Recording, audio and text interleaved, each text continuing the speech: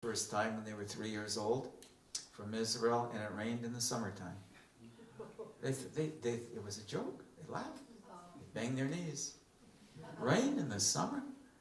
Because in Israel they come in autumn and spring. So he's saying that because obviously he's familiar with the land of Israel. Now, even though in a lot of the Greek-speaking world, it kind of does the same thing. I know like in Italy and in Syria, it'll rain sometimes in the summers. So I think we're clearly having, again, a land of Israel reference here. That again shows the origin of this book. Chapter 5, verses 10 and 11, Job and the prophets are being referred to here. Let me read the verse so you know what I'm talking about. Chapter 5, verse 10 states, "Brothers, as an example of patience in the face of suffering, take the prophets who spoke in the name of the Lord. As you know, we considered blessed those who have persevered. You have heard of Job's perseverance and have seen what the Lord finally brought about, because he's full of compassion and mercy." All right, so where did Job and the prophets come from? Obviously from the Torah. So again, a very clear reference that will have us understand that the source, the foundation of this book is in the Torah. I mean, these are, I'm sorry if I'm boring you at all in doing this, but I just wanted to see how thoroughly soaked in the Torah this book is. It couldn't come from anywhere else, with all of these references and everything that's going on in the book. Okay, we keep going. Chapter 5, verse 11, we're going to get a concept that's very Torah-based and very well known in the Jewish world. Chesed v'rachamim in Hebrew, or compassion and mercy in English. Chapter 5, verse 11, which says, I'm reading 4. Again, the Lord is full of compassion and mercy. Compassion and mercy is one of those, idioms in Hebrew that's a twin. You can't have compassion without mercy. You can't have mercy without compassion. In Hebrew, the phrase chesed v'rachamim goes together. Okay? Goes together all the time. And it goes together all the time in rabbinic literature. And so I'm again saying that this is the background and the source of the book of Yaakov. Somebody who lived in the world of the rabbis and took part in it is using a phrase that's used in rabbinic literature a lot. It's a Torah-based concept of God, that he's full of compassion and mercy. The Greek idols that were around at this time, none of them are written about as idols giving any compassion or mercy. This wasn't the way the Greeks looked at the world. To them, whatever powers were above them were not full of compassion and mercy, but of manipulation. Yes. Same thing with the Canaanite gods and idols that you read about in the Torah. When you see that the supposed prophets of Baal were cutting themselves with knives to make themselves bleed, they hoped that the blood would provoke their idols to being like sharks, and they'd come around the blood and start doing whatever it is they were trying to manipulate the idols to do. That's the concept of whatever supernatural things were existing at that time. It was in Israel where the conception of who God was as a compassionate and merciful God was so outstanding. And this is why, think about God's plan and how wise he is. He takes a people, brings them to a land and tells them to keep the Torah in that land. And then in Deuteronomy chapter 4, he says, all the nations around you are going to look and say, what kind of a God does that? See, people are going to notice and be impressed by who God is if the people would only keep the Torah correctly. So look how central keeping the Torah is to all of that being done that God has asked. Okay, chapter 5, verse 13 says to sing praise. It uses the Greek word saleto, which in Hebrew means to sing psalms. And my guess here is that Yaakov's telling them that it's good to sing from the book of Psalms. Now, again, this is no big surprise.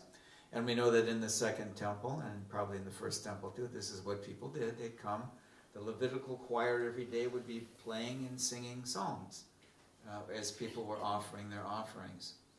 So there was also a psalm of the day during the days of the temple, sung by the Levitical choir and their orchestra.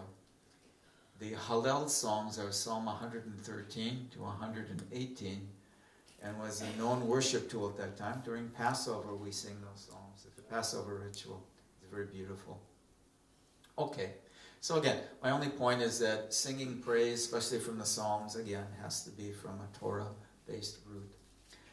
Now here's a very interesting thing for you, and this is a little bit controversial, but of course, knowing me, I'm going to take the controversy and make a controversy of it. Okay, chapter 5, verse 14, is any one of you sick? He should call the elders of the church to pray over him and anoint him with oil in the name of the Lord. And the prayer offered in faith will make the sick person well. The Lord will raise him up. If he sinned, he will be forgiven. Okay, now I'm really going to get myself in hot water. But it's good to end the seminar in hot water. It'll send you home thinking, you ready? I think here what he's doing is talking about a Nazarite vow. The Greek word that's used here doesn't just mean pray. It can also mean to take a vow on yourself. It has those two meanings. Now, a Nazarite vow, when it was done, which, by the way, is also keeping the Torah, God gave it to Israel as something to do. If somebody, and the Torah doesn't tell us this as part of the written Torah, but in Numbers chapter 6, the Nazarite vow, we know from history, was done if a person had a period of distress. So he wanted to set time aside to seek God, really concentrated time. It had to be a minimum of 30 days in which you would grow your hair long, in which you would abstain from drinking any grape product like wine or eating grapes. And so during that 30 days, or you could make it 60 days, or you could make it 90 days, it had to be in 30-day sections. Or, as in the case of Samuel the prophet, your parents could say, you're going to be a Nazarite for the rest of your life, from the day you're born, your entire life. Samuel never cut his hair and never ate or drank a grape product. As well, Samson was supposed to be like that. So when he got his hair cut, you understand what happened to him. Right? No surprise, we had what happened to him once he broke the Nazarite vow that he was never supposed to break.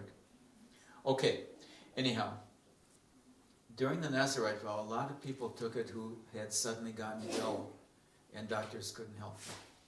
So, for example, if you were today the big plague is cancer, so let's say you were a cancer victim in stage 4, which means your days aren't expected to be long. You could take a Nazarite vow in ancient times, and that would just set aside time. You didn't have to do anything else but be before God. And normally, it was very interesting that whatever ancient records we have on this aren't many, but they seem to testify to the fact that God actually healed people if they got their issue settled with them that they needed to get settled, if there was an issue there. So it was common for people to take a Nazarite vow when they were ill. Okay, minimum of 30 days. And we're talking more about an illness that isn't like a cold, or maybe not like influenza, but something serious. Okay, and in those days, of course, the big plague at the time was infectious skin diseases. They were horrible and ran through society. Quite often, they were indeed a judgment of God. We find when Miriam had this horrendous skin disease, it was because she had talked evil about her brother. And apparently we have some more evidences of that happening. So during this time of the Nazarite vow, generally speaking, you could have people come from the outside to help you work through your issue too. So in other words, I wasn't just before God, it's just me and God, and I can't get any other help. I could. You could talk to people. It wasn't like you had leprosy and you had to stay away from them. All right, so what does that mean?